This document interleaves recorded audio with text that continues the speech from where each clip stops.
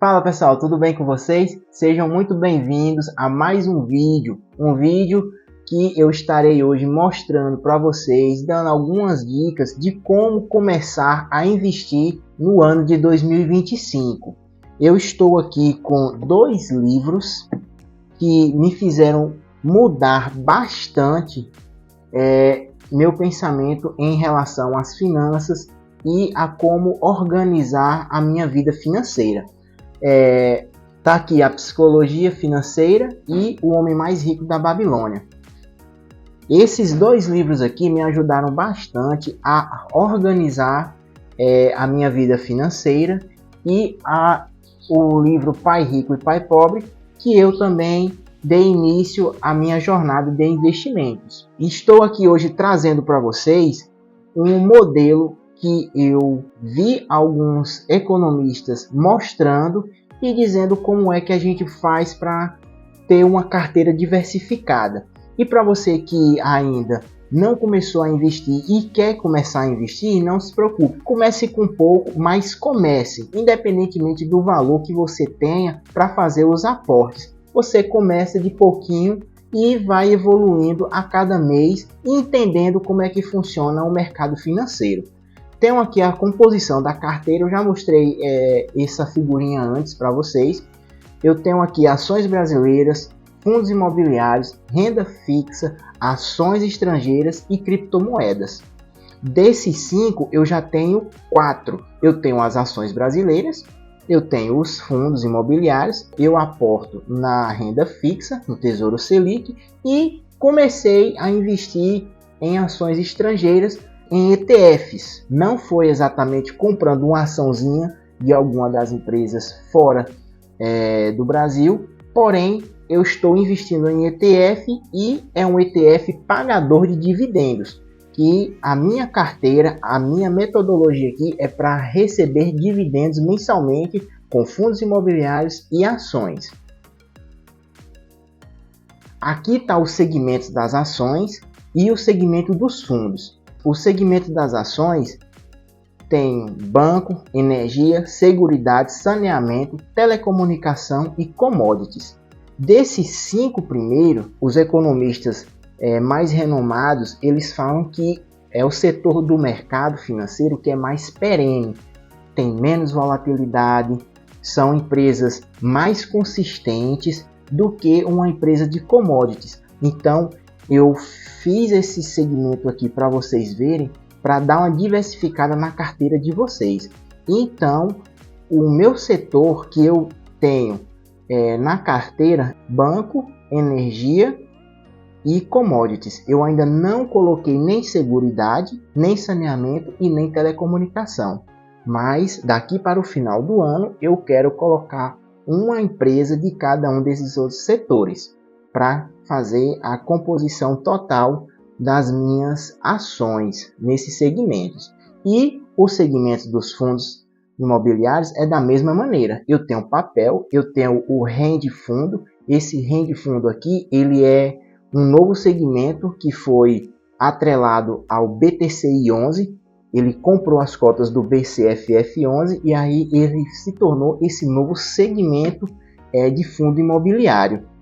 Temos o FOF, que é o fundo de fundo, eu tenho o híbrido, tenho Fiagro e tenho de tijolo. Então, esse daqui são alguns segmentos que a gente pode montar a nossa carteira e deixar ela bastante diversificada. Não é pulverizar, não é colocar muitos ativos sem a gente dar conta de estar lendo e estudando os relatórios de todos eles. Lembrando, não é nenhuma recomendação de investimento, então estuda direitinho os fundos, estuda direitinho as ações para você começar a investir. Lembre-se, comece com pouco, mas comece. Como eu falei, a carteira ela é composta por banco e energia e commodities. Então está faltando ainda seguridade, saneamento e telecomunicação. Um dos setores que eu quero colocar na carteira é o saneamento, para fazer parte da composição dela. Temos aqui algumas empresas e a quantidade de anos que elas estão no mercado financeiro. Temos a Taesa com 24 anos, a ISA Energia com 25 anos, a Itaúsa com 58 anos, CEMIG 72 anos.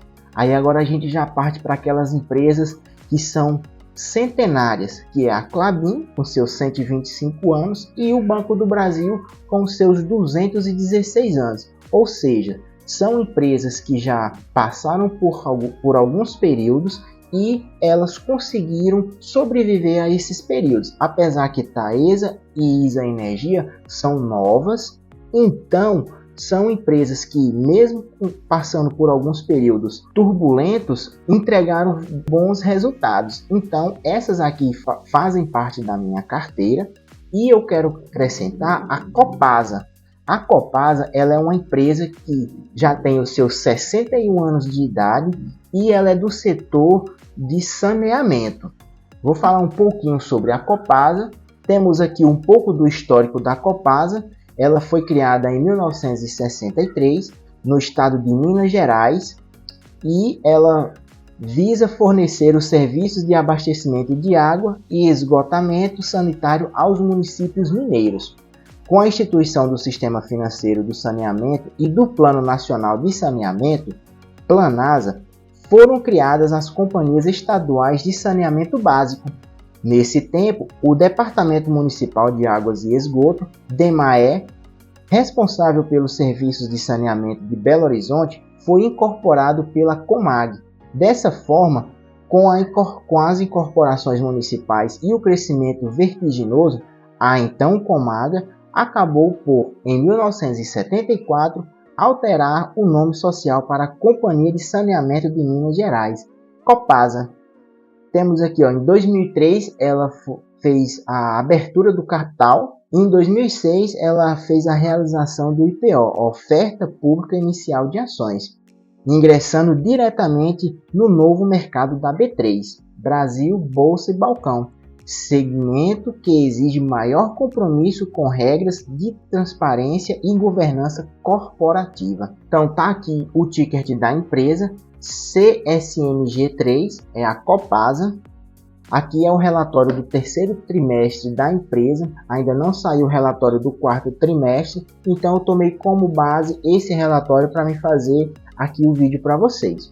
E lembrando, para quem ainda não é inscrito no canal, se inscreve no canal, ativa as notificações, deixa aqui nos comentários se vocês já começaram a montar a carteirinha de ações e de fundos imobiliários para dar início aos investimentos esse ano ou não.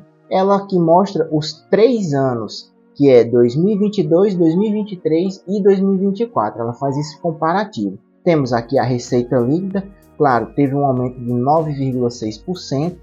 Temos aqui também o EBITDA ajustado de mais 13,6% e o lucro líquido de 9,3%. Então, como vocês podem perceber, cada ano sempre vai aumentando esses valores. Temos aqui os custos administrativos, temos aqui as especificações de pessoal. Houve essa redução de menos 1,8%. Temos os serviços de terceiros. Houve um aumento de 207, um aumento de 13,9%. E temos aqui o material excluindo não administráveis. Houve essa diminuição, era de 19,5 em 2023 e acabou passando para 17,2. Aqui um subtotal de todos esses gastos, de todos esses custos, de 799,7. Então houve um aumento em relação aos anos de 2022 e 2023. Temos os custos não administráveis e outros. Os custos não administráveis incluem aqui energia, telecomunicações, materiais de tratamento e de laboratório, combustíveis e lubrificantes, e os créditos tributários. Em relação ao terceiro trimestre de 2022 e 2023, houve um aumento de 4,5% no setor de energia, telecomunicações. Houve um aumento de 1,2%, os materiais de tratamento 4,2% e os créditos tributários foram isentos, aqui está zerado. então subtotal de 209,7. Houve um aumento de 15% em relação aos terceiro trimestre de 2022 e terceiro trimestre de 2024. Temos aqui os outros, que é cobrança pelo uso de recursos hídricos e depreciação e amortizações. Houve sim um aumento de 6% em relação ao terceiro trimestre de 2022 e 2023. Tudo isso daqui vocês encontram no relatório gerencial da empresa, no relatório do investidor. Temos aqui a parte do EBITDA ajustado. O EBITDA ajustado teve um aumento de 13,6% e o lucro líquido de 9,3%. Temos aqui a parte da concessão dela. A porcentagem das receitas oriundas de concessões com os veículos após dezembro de 2031 é de 84%. As 10 principais concessões vigentes e os respectivos vencimentos: Belo Horizonte 2032, Contagem 2073, Betim 2042, Monte Claros 2048, Divinópolis 2041, Ribeirão das Neves 2034, Patos de Minas 2038, Santa Luzia 2050, Pouso Alegre 2046 e Varginha 2047. Então 49% da receita da companhia estão nesses 10 principais concessões que duram aí bastante tempo. Temos aqui a parte da remuneração aos acionistas. Política de dividendos dela é 25% a 50% do lucro líquido e foi pago, o último pagamento dela foi dia 30 de nove de 2024. Então ela ainda não mostrou para o próximo ano, para esse próximo ano de 2025, os seus próximos pagamentos. Ela vai fazer parte da carteira do canal a partir do segundo semestre de 2025. Primeiro eu vou organizar as que eu já tenho, para que todas elas fiquem com 15 cotas até o final de maio. Então eu prefiro deixar ela para o segundo semestre, não tem problema perder esses dividendos que ela vai pagar antes, que geralmente ela paga antes. Eu tenho aqui para vocês verem também o mapa de calor dela, o mapa dos proventos delas aqui. Geralmente ela começa a pagar em maio e em junho, então não tem problema se eu não tiver conseguido pegar esse dividendo de maio, mas o importante é ela fazer parte da carteira do canal até o final do ano. Eu me interessei bastante nela pelo segmento dela, ela é uma das pioneiras nesse segmento e vem pagando direitinho os seus proventos. O vídeo de hoje foi esse, mostrando um pouquinho aqui como é que você faz para iniciar uma carteira de ações e de fundos imobiliários. Diversifique ela, estuda direitinho os relatórios das ações e dos fundos imobiliários para você entender, começar a entender como é que funciona tanto os fundos imobiliários quanto as ações. Então, até o próximo vídeo.